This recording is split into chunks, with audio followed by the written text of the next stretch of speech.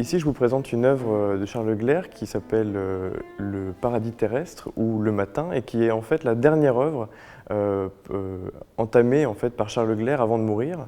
En 1800, donc Gleyre meurt en 1874 et avant de mourir, donc, il laisse dans son atelier ce grand dessin sur toile qui est en fait l'esquisse préparatoire à un dernier grand tableau qu'il souhaitait faire avant de mourir, qui s'appelle donc Le Paradis terrestre ou Le Matin.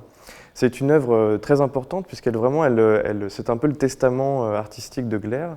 C'est la dernière œuvre vraiment qu'il conçoit et qui remonte en fait à plusieurs décennies auparavant. Quand Gleyre a peint son célèbre tableau Le Soir, il imagine tout de suite ce qui pourrait être un pendant à ce tableau et qui serait Le Matin.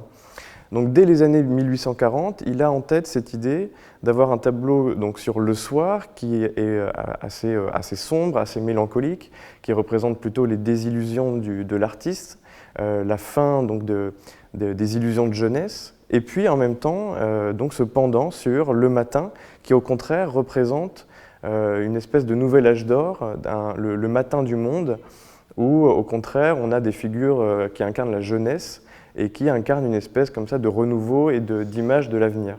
Progressivement, donc à la fin de sa vie, il avance vers quelque chose de beaucoup plus harmonieux, où au contraire, l'homme et la femme se rejoignent dans une espèce de vision un peu idyllique. Parmi ces œuvres-là, on a notamment Daphnis et Chloé, qui est un tableau qui est présenté dans cette section, qui est un peu le premier tableau où finalement on a l'image d'un homme et d'une femme apaisés, un couple. Puis le dernier, c'est donc le paradis terrestre, où on a Adam et Ève, ou ce qui pourrait être Adam et Ève. Le paradis terrestre, c'est une œuvre aussi intéressante parce qu'elle n'est pas forcément très simple à lire. On a l'impression qu'on est face à une scène qui représente Adam et Ève, qui sont avant la chute finalement, donc c'est l'Éden. Les personnages donc comme ça avancent sur un fond de nature, entourés par des animaux, avec un soleil levant derrière eux, une chaîne de montagnes se détache à l'arrière-plan. Et en fait, on ne sait pas très bien quelles étaient les intentions vraiment de Gleyre sur ce tableau. Est-ce que c'est vraiment Adam et Ève, ou est-ce que c'est plus généralement une image, une sorte d'allégorie du matin, donc qui ferait pendant au soir, et qui incarnerait non pas le passé, c'est-à-dire Adam et Ève avant la chute, mais au contraire une image de l'avenir. Le format circulaire, le choix qui est fait de Gleyre de ce format rond aussi est très important. Jusqu'à présent, Gleyre travaille plutôt sur des formats verticaux ou horizontaux, mais plus traditionnels.